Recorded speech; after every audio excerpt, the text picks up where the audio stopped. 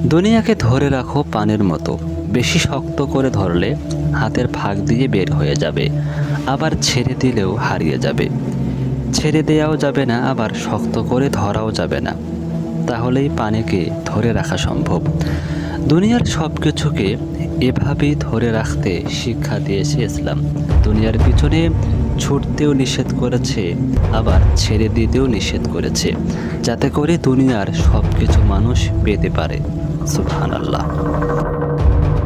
পৃথিবী হচ্ছে ওই বৃদ্ধ নারীর মতো, যে সুন্দর কাপড় পরে আছে কিন্তু ভিতরে কোনো সৌন্দর্য নেই।